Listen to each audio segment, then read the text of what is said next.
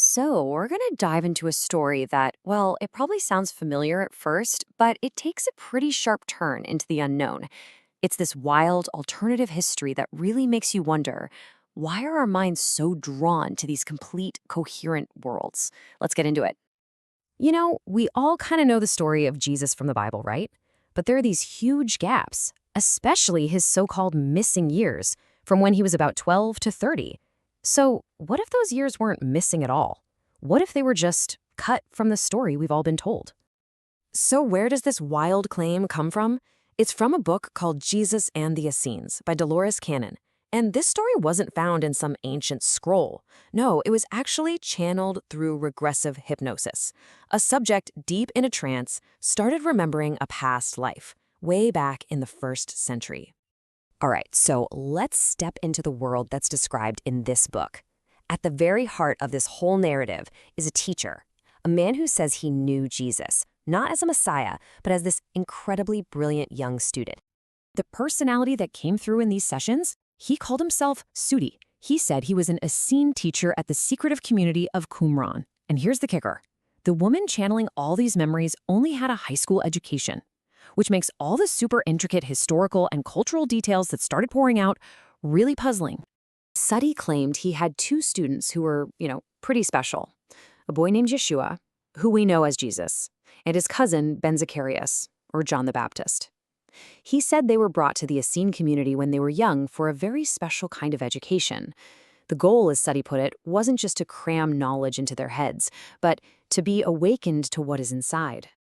And Sudi gives this really personal description of the young Yeshua. He said he wasn't just a smart kid.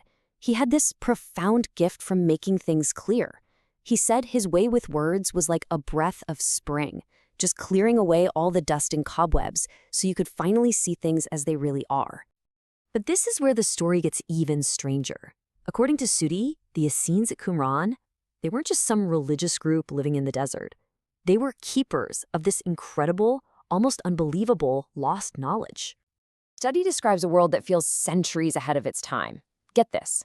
He talks about stargazers that sound exactly like telescopes. He describes a massive moving bronze model of the solar system in their library that showed the planets moving in elliptical orbits.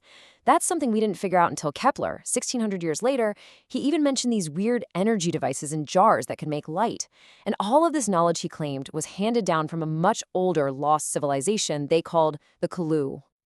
Okay, so whether you believe this story or not, that's not really the point right now.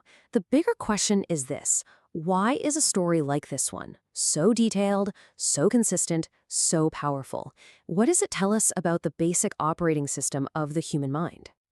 To answer that, we actually have to switch gears and look at a totally different source: the work of a psychologist named Prescott Leckey and his theory of self-consistency.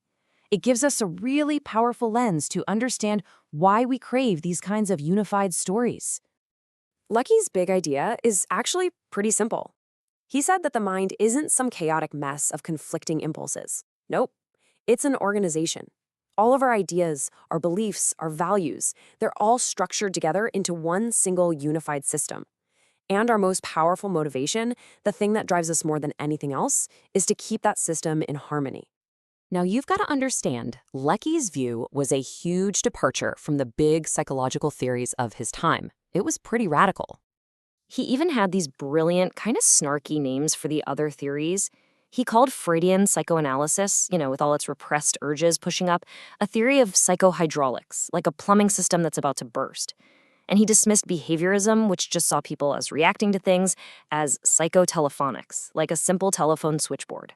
For Leckey, the mind wasn't a passive battlefield or a switchboard. It was an active, self-organizing system that's always trying to find its own balance. So if our number one job is to keep this internal harmony, what happens when we run into an idea that just doesn't fit? How does the system protect itself? Well, according to Leckey, it's a two-part process. First, we naturally look for people and information that confirm what we already believe. It just feels right because it reinforces our system. Second, when we're faced with an idea that contradicts our beliefs, we don't just ignore it. We actively resist it.